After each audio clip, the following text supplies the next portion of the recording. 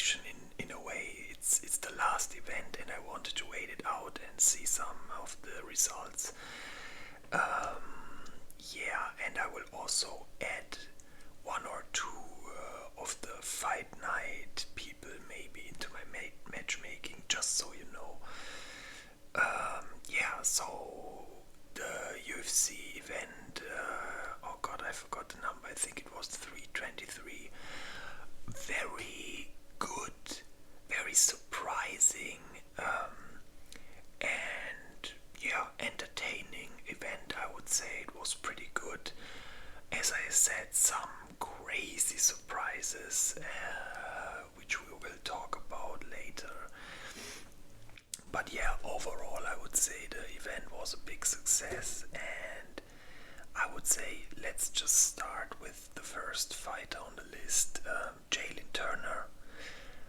I was exactly right with my prediction. I said first round KO, and that's what happened. I feel so bad for Barboza, but I already felt that this will be the outcome. I did not include Barboza in my matchmaking because I only have 10 slots, and I wanted to use a lot of for the main card. But yeah, Barboza, I don't even know what his future is gonna be. Maybe some gimmick fights or something like, give him Jim Miller or something like that. But yeah, so Jalen Turner, crazy performance. I'm so happy he's back. It would have been such a waste of talent if he retired, and I think it was a mental problem because in the post fight speech he kind of mentioned not having been in the right headspace, and yeah, I guess he found God now. I'm not religious, and whenever I see someone battle his mental health with God, I kind of smirk on the inside because I always think, oh, mental health starter packet, just find God. But I'm happy for him, and apparently it helped. So great win. I feel this guy should be top 15 easily. Like, he left when he still was top 15, so after this performance it's clear this guy belongs into top 15 again. So my thought was this, because I think that was the fight that ultimately broke him. It was the Hooker fight, which he started very, very, like, dominating Hooker completely, and then Hooker came back in the classic Hooker fashion, and I think that was the fight that retired Jalen Turner. So my idea is, why not book the Hooker rematch? This guy belongs in top 15, there's no question about it, and they got, let's call it, unfinished business, even though it's kind of finished because he lost, but you know what I mean. It's not like he got completely stomped, and I feel it would be a good way to redeem himself. And maybe if, let's say, he beats Hooker, which I personally don't hope because I love Hooker, but let's say he does beat him, I feel like this could give him a huge morale boost, and maybe catapult him back into like high tier. I mean, another contender could also be Moicano. He had also a very tough loss against him, which he could have easily won if he wouldn't have gone for the walk-off KO. So yeah, Hooker or Moicano, I like both, but I think for Moicano they already planned something. Wasn't it even the featherweight that talked about fighting Moicano? I can't figure it out right now, but yeah, I would say Turner versus Hooker. Okay, next fighter on the list, Manuel Torres. Is that the name? Manuel Torres. Yeah, I think. Oh my god, sorry if I said something wrong. Absolute solid win. I was genuinely surprised because I thought Grant Dawson will win, but funnily enough, exactly what I said in the prediction happened to Dawson in the Bobby Green fight happened again. This guy seems to have absolutely zero chin, and yeah, Manuel Torres caught him clean with I think it was an uppercut, not quite sure right now, but I think it was uppercut, and yeah, it was pretty much over from there. So, pretty solid win. He's top 50 now, so I would say he should get a top 50 enemy opponent. And I have the perfect match because it's another guy that also fought on the same card and is also lightweight and is also freshly in the top 15, and I'm talking about Fares Siam. You could argue that Siam could even get an even higher ranked opponent, but I think if you're freshly top 15, maybe start a bit lower, and I feel like this is just a good matchup. Two fresh top 15 guys battling for who gets the next like top 10, top 5 opponent. So yeah, that's what I would do. Manuel Torres versus Fares Siam. Okay, now let's go to the light heavyweight division, and the first fighter, Bogdan Guskov. What a weird fight, man. What a fucking weird fight. I'm gonna talk about Jan after this, but what a weird fucking fight. And again, I was kinda right in my prediction. I said he might either get finished early or get a decision win. The fight ended up being a draw, which I absolutely disagree with, like 100% disagree. In no fucking universe was that second round a 10-8 round. Like, I've seen much more dominating rounds that still weren't considered 10-8 rounds. So absolute bullshit to score the second round 10-8. And yeah, Guskov had the one round clearly. Round 2, Guskov, heavy damage, heavy control, no question was his round, but that's not a 10-8 round, sorry. So yeah, in my opinion, Guskov lost the fight, and so I think a rematch does not make sense, even though it's a draw. I also don't want to see it, to be honest. So I thought, since I consider him the loser, we need a loser versus loser matchup. Like, don't get me wrong, I'm saying lost his last fight. Of course, they aren't losers in general.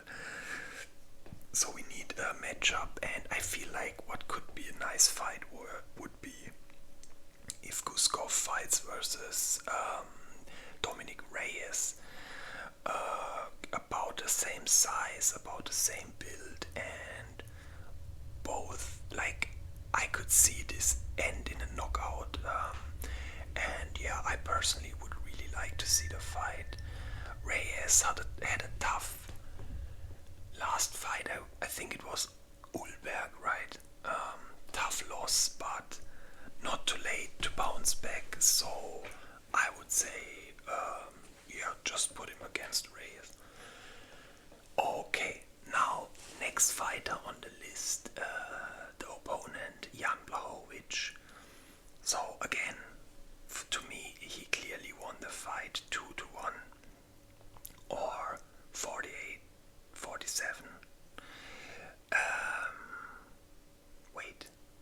Wait, am I stupid? What am I talking about? What is it in a 3-round fight? Jesus Christ, guys, I smoked already. I'm tripping. Wait a second. In a 5-round fight, it can be 45, 50. Oh, Lord, guys, I'm literally retarded right now. Sorry. I think it was a 48-47. That's what I'm going with. Sorry. So yeah, close win, but he won. And we had a funny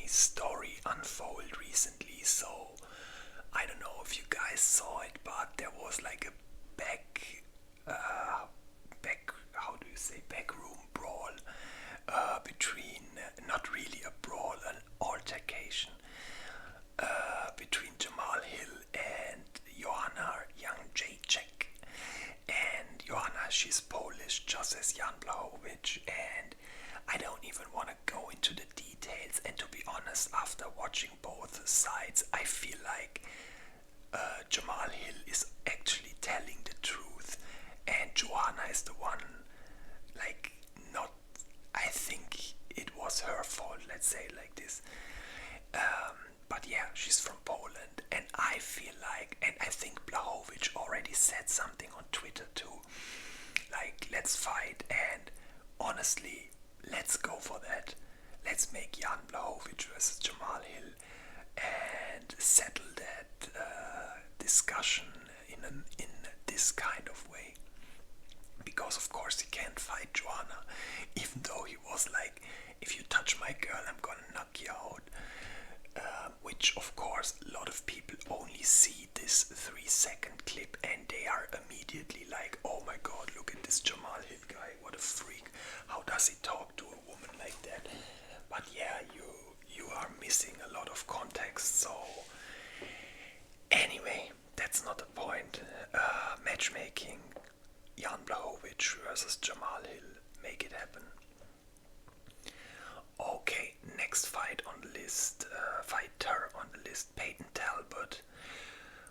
Very, very dominant performance. This was not the surprise of the night, but one of the biggest surprises. There were a couple, honestly. I also was wrong with almost all my predictions. The early ones I got, but the main card ones, complete fail. So yeah, Peyton Talbot completely destroyed Cejudo, there's no question about it. Very clean performance, earned his top 15 spot, and in my opinion also earned a higher ranked opponent, just so we can check out how good he actually is. First of all, how good is Barcelos, the guy who beat him? Like, what the fuck is even happening? But yeah, that's a different story. So a guy that came to my mind, which would be a very good test.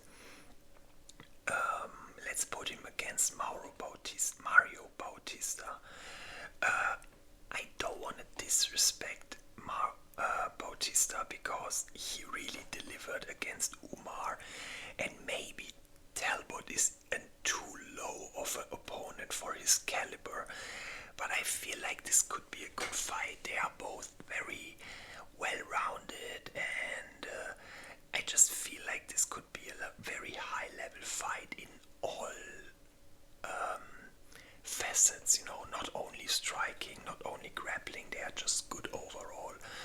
So yeah, Peyton Talbot versus Mario Bautista, I think that would be a legit fight. So yeah, why not? Okay, so next fighter on the list, we got Brandon Moreno. Oh my god, tough loss again. Wrong prediction by me. He started very good, and I was pretty sure it's gonna go how I predicted. But then, round 2, kind of a random ass situation that ended in Moreno being on bottom position and just getting, I think it was elbows or something. Maybe a bit early stoppage. Honestly, I think they could have let it longer, but then again, I'm not like face to face with them, so maybe the ref just saw something I didn't. But I feel like they could have let it at least a bit longer. But whatever, so he lost. Sucks. He's on a losing streak, I think, now, which is pretty unfortunate, but I feel like he could easily still come back, and with the fight night yesterday ending, I think I found the perfect opponent for him. A guy who's also kind of on a losing streak, and they already fought each other, but it was a very close and good fight. And the guy I'm talking about is Brandon Royval. I would say make Royval Moreno 2. First fight was amazing. Both guys kind of on a losing streak, but none of their losses is getting completely demolished, so their fights are always pretty entertaining and fight to watch, and maybe then we can get at least one flyweight that kind of gets a bounce back and maybe can go for the top again. But I'm a bit afraid that maybe Moreno's gonna be on the decline from here on, and even Royval too, so I hope they can bounce back and we might see them in top 5 or just fight for the title again. But yeah, I'm not sure about that, so let's see. But yeah, Brandon Royval versus Brandon Moore. Wait, they are both called Brandon, I didn't even notice.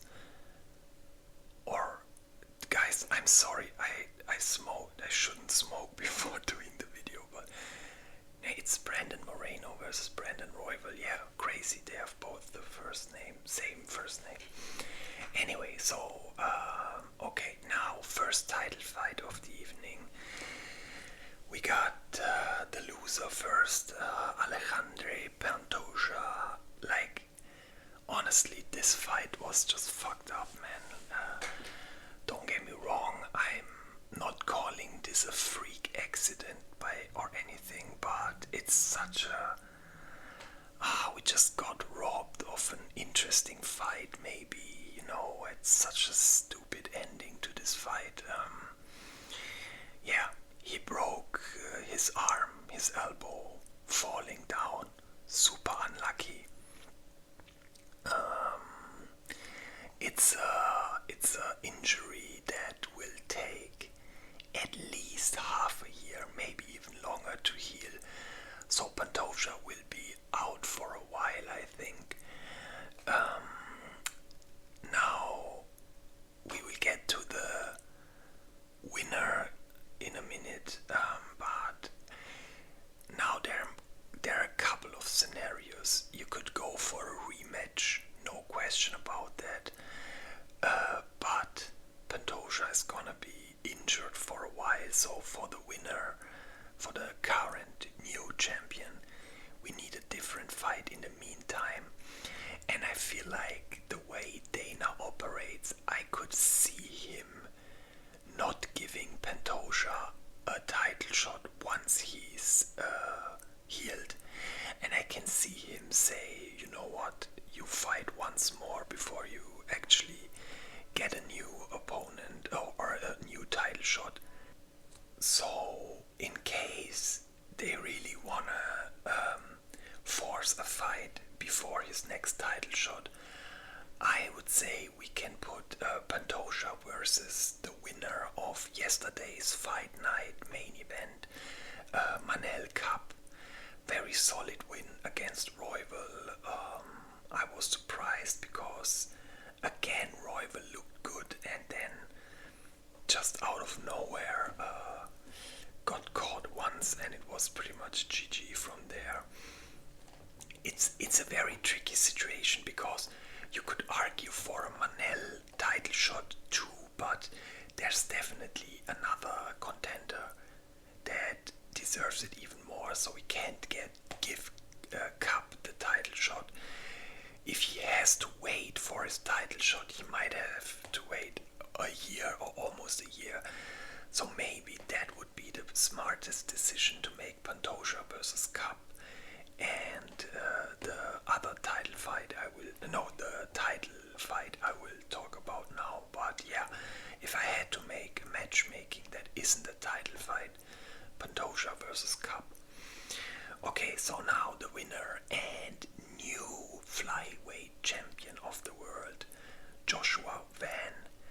Oh my god, if you would have asked me one guy that will not win 100%, I would have said him. Absolutely crazy. Don't get me wrong, I'm not saying he didn't deserve it or anything, because even though it was kind of a freaky accident, still he caught a kick. He kind of shoved Pantoja, so he loses his balance, and he also kind of threw him upwards. So the way he threw him really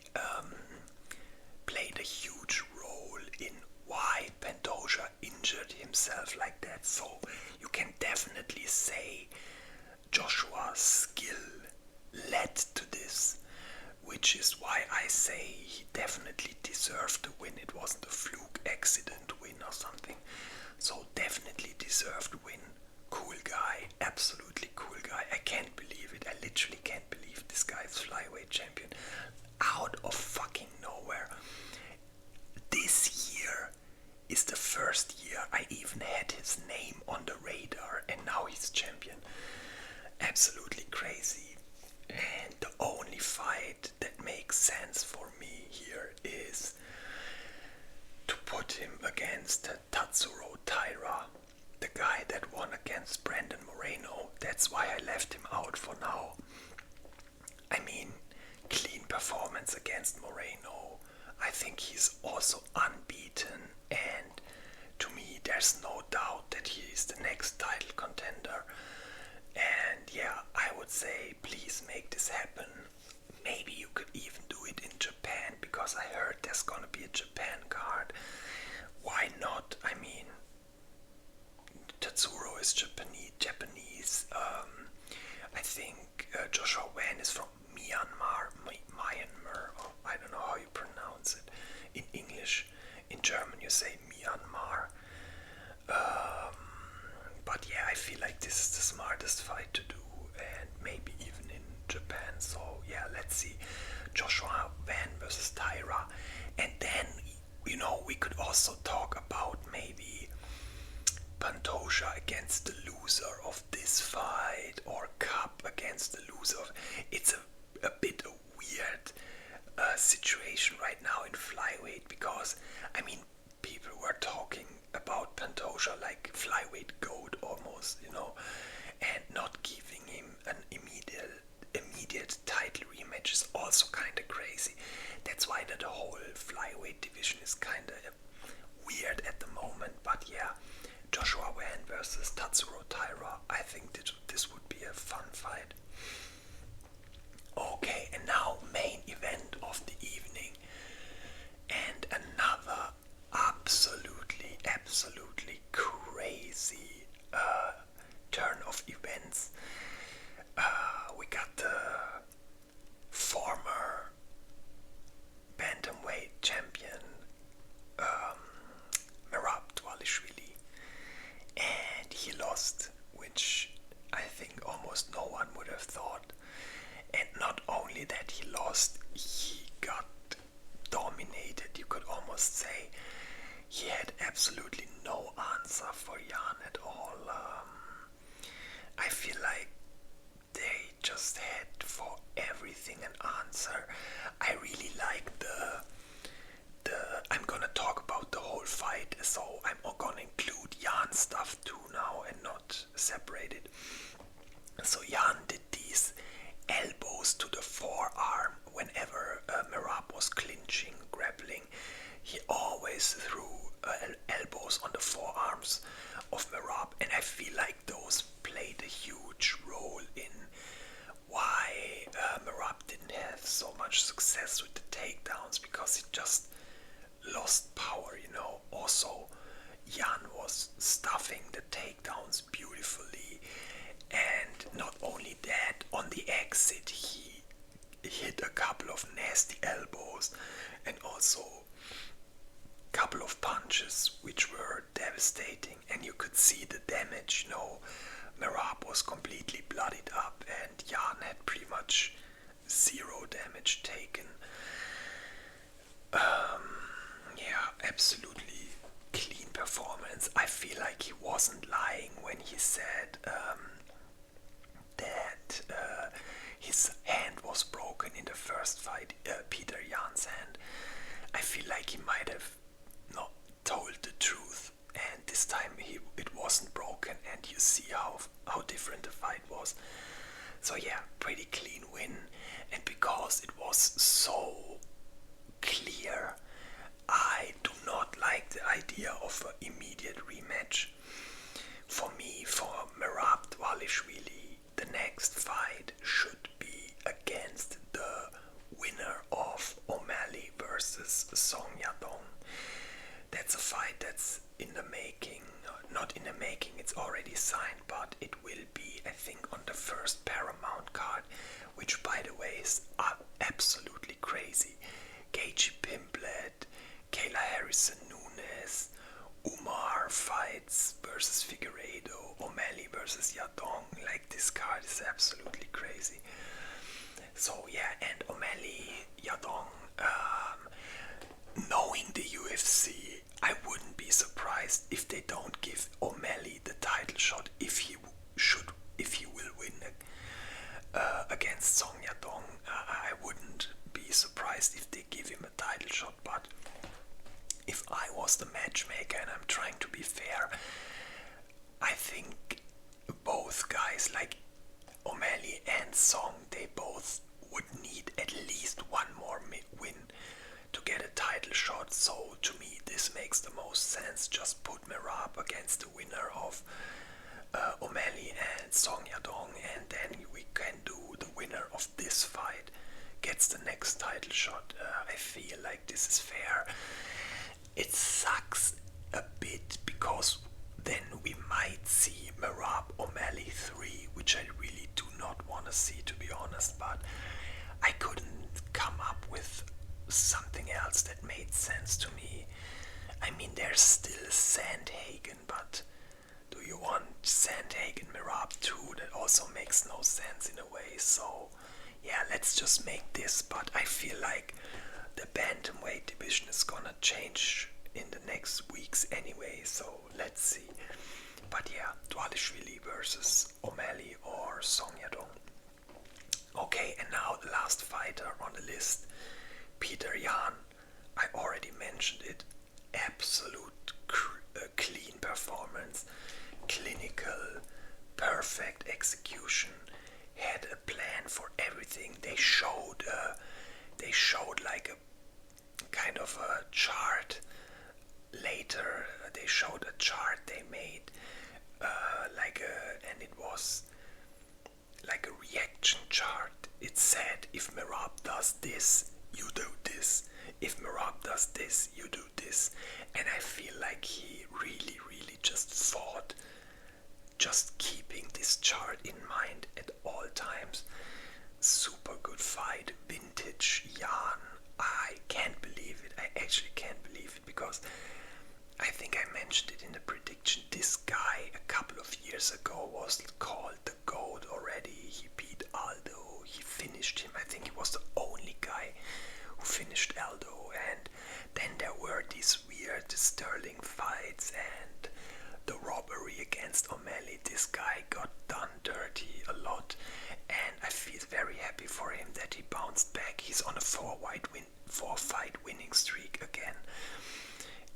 Always shows up, always fights, doesn't wait 1 year and stuff like that. Super cool guy. And to me, his next opponent, there's only two people that make sense, and it's another upcoming fight which I already mentioned. It's also on the first Paramount card, and the fight is Umar Nurmagomedov versus Steven Figueiredo. And to me, this has to be the next title fight. Piotr Jan it's actually, versus Umar or Figueiredo. That's why I wrote Figgy, don't be surprised. They call him Figgy, and it's shorter than Figueiredo, so it fit in the box with the same font. That's why I wrote Figgy, so it still fits. And yeah, to me, by the way, this is clearly going to be a Umar win, but you never know. I mean, we got two absolute surprise title fights right now we're talking about, so who knows, maybe Figgy pulls it off, but I feel like it's gonna be an Umar win. So the most probable next fight will be Piotr Jan versus Umar Nurmagomedov, and I also would really like to see it because they haven't fought yet. It would be something fresh, something new. And yeah, you could of course also argue Dvalishvili versus the loser of Umar Figueiredo. Why not? You could also argue the loser of Umar Figgy versus the loser of O'Malley Yadong. Like, flyweight and bantamweight division got so crazy with these two surprises, you know, these two surprising title wins.